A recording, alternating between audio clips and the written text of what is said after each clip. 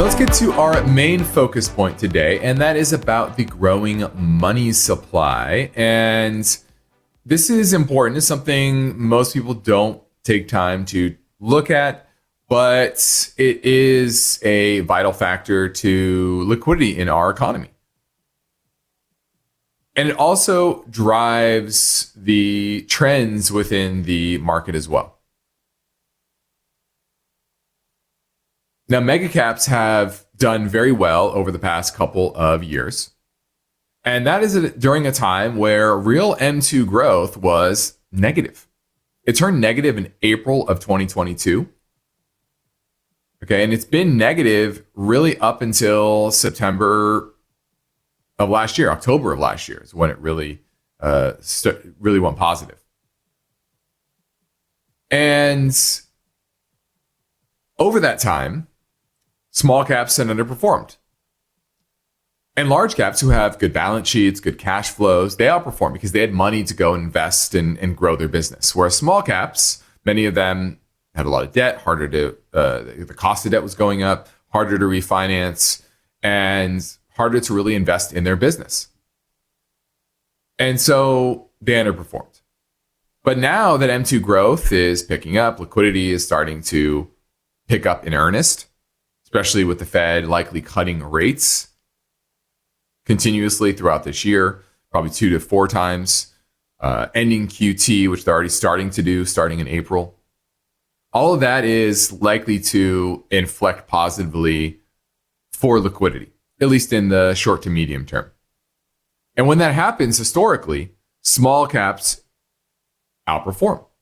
Their ability to refinance their debt and access capital more effectively allows them to, once again, invest in their business. Now, what is M2?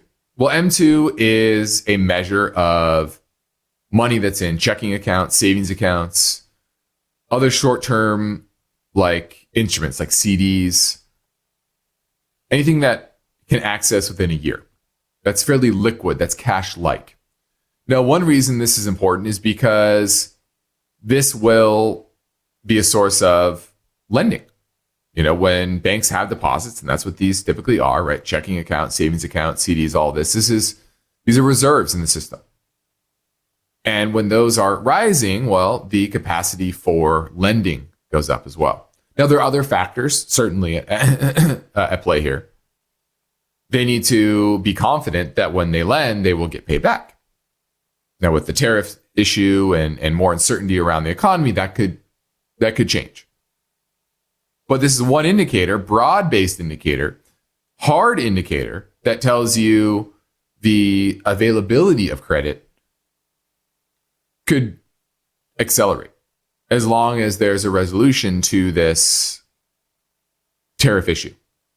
And that will benefit smaller cap, mid-cap companies most of all. Now, in January, M2 growth is up to nearly 4% year over year. Now, too much M2 growth is bad.